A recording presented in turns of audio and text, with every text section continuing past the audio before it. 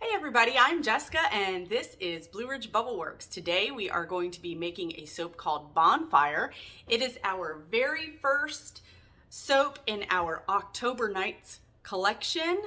I just wanted to talk about the fragrance oil we're going to be using is called Fireplace by Nature's Garden. And this is a very woodsy, smoky smell. It's amazing. I think it probably leans more towards the masculine. But it could probably go either way. I don't think I wouldn't mind wearing it or using this soap, but I'm not a very girly girl. So if you're into florals or something, this probably isn't for you. But if you like the outdoorsy, woodsy, sitting around a bonfire, then this is for you. That's what this collection is all about, is the cool nights of October and all the things that we get to do in October. We've got some good soaps coming, but let's do this one first. All right, I've got my room temperature oils. I have palm oil and coconut oil in here, which have to be melted down, but I also have olive oil and castor oil and avocado oil in here, and those are liquid at room temperature, but the hard oils are melted down and blended up with the liquid oils, and it's all back down to room temperature. This soap, as I said, is called Bonfire. So we are going to make a soap that looks like fire. We are going to start with the black. Black is going to be on the bottom, which I have matte black. It's a long name. It is matte black oxide pigment powder from Crafter's Choice. And then I'm going to use Trial by Fire, the best red ever, from Nurture Soap. Then the next layer is New Neon Orange from Nurture Soap.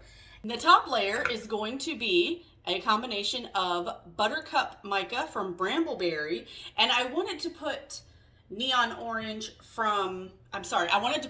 Yellow from Nurture Soap and realized that I was out. So I put a touch of the New Neon Orange in it, which let me show you. This is what the neon orange looks like by itself, and this is what the neon orange looks like mixed with the Buttercup Mica. So this is going to be our top layer. All right, so as usual, we will be starting with mixing in our lye water solution.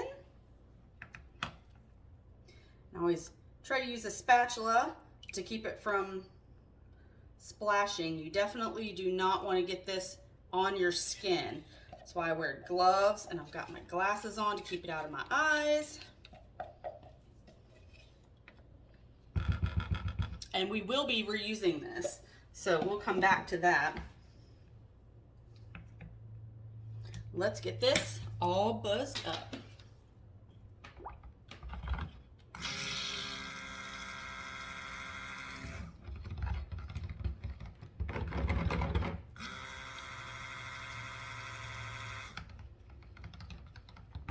All right, that looks so good, super creamy, and everything is holding together very nicely.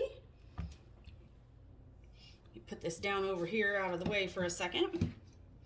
Now, this is going to be a 4-layer soap. They're going to be messed up layers. I'm going to sculpt them, and you'll see. So I'm going to put about 12 ounces. Since they're going to be sculpted layers, they're not going to be perfectly flat or perfectly straight. So if they're not exactly the same amount, you won't even be able to tell. Oh goodness, I'm going to lose my spatula. All right, that's about 12 ounces. And I'm going to set this off to the side. So I've got my black oxide, which always needs to be stick blended. Trying to just make sure that it's off the bottom because it tends to settle a little bit. So I'm going to put all of that in there.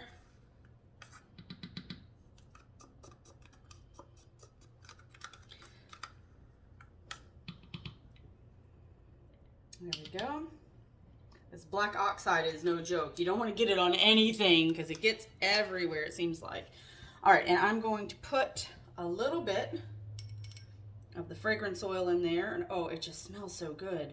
just like sitting out by the fire with your feet up, and you're a little bit cold, but your feet are hot because they're right next to the fire, and oh, it's just the best. All right, let's get this all mixed up.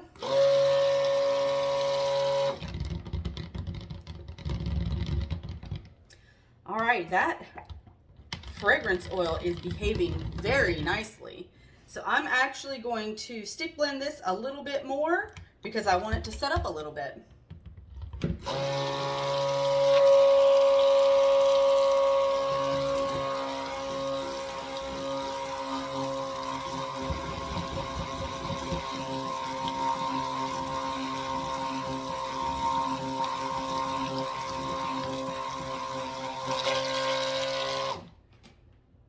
All right, that looks really good. Now, since I'm going to be having to stick blend my other layers as well, I'm going to clean off my stick blender, because between the orange and the yellow and the red, it's not going to be that big of a deal if a little bit of color is still on the stick blender, but this black will make a difference.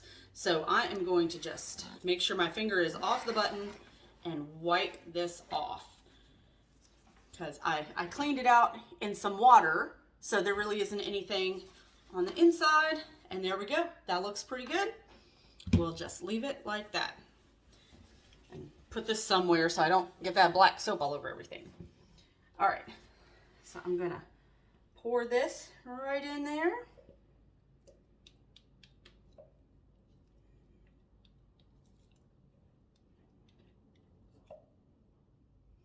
And for the same reason that I cleaned off my stick blender, I will not be reusing, I guess I could have put this over here.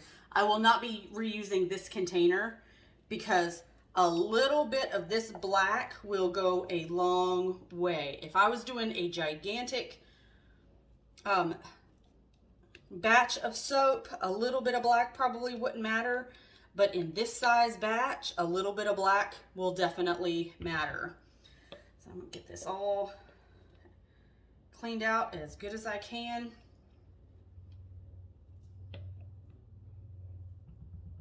And we are just gonna let that sit until it's not so jiggly anymore. And then I'll show you how we're gonna sculpt it up into a peak. All right, so this is actually taking a little while to set up. It's still kind of jiggly. So what I'm gonna go ahead and do is just hand mix the next layer. And then when I'm ready for it, I'll buzz it up with the stick blender. But I'll go ahead and get this. At least I'll have something to do, because I'm getting kind of bored just standing here waiting for it to set up. It's kind of boring.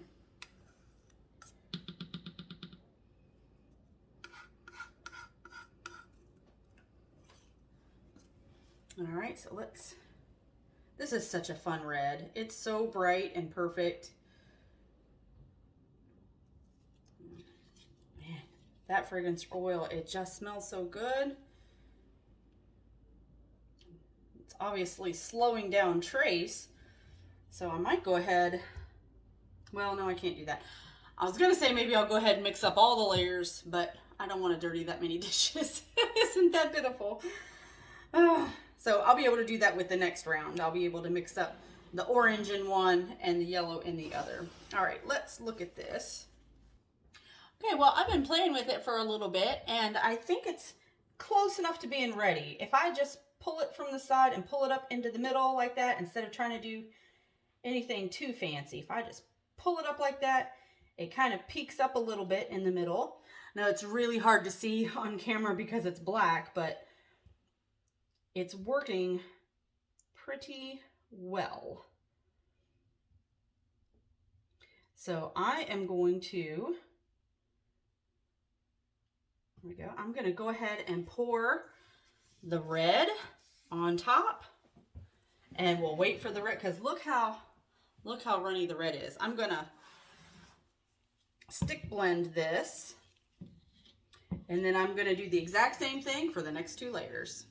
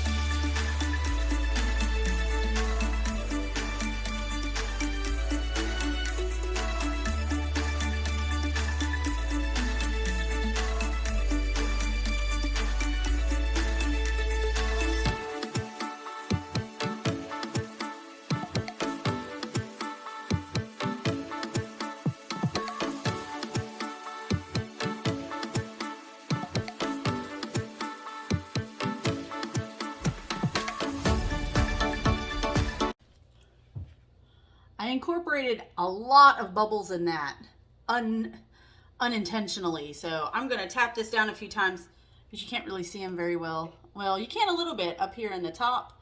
You can sort of see where it doesn't look smooth. It's because I got a lot of bubbles in there. So I'm going to try to get some of these bubbles out before I put it on there. Plus, don't forget that this yellow, like a couple soaps ago when I made the bee's knees, this yellow turns very, very orange. So it will yellow back up again tomorrow. All right, let's texture that. Oh, here, that's perfect. See, this is the texture I would have wanted for all of the layers, but being impatient as I be, it just didn't happen. So, but that's all right, because now I'll get these nice little peaks for the upper layers, and the bottom layers will be a little bit more rounded, and it'll be just fine. See, I really want it to be as peaked as possible. All right.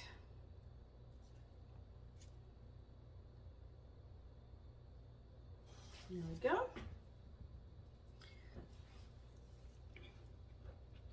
Oh, this orange looks so terrible. I promise it'll be yellow tomorrow.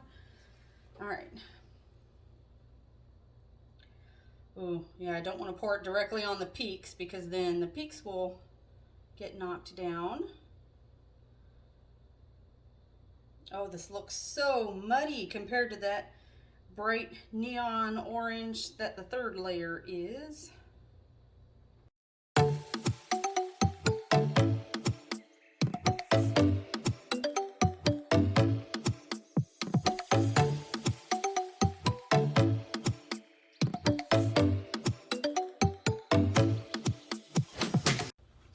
All right, I did a little bit of cleanup while I was waiting for this to set up, and I messed with it a little bit, and it looks like it's at the right consistency.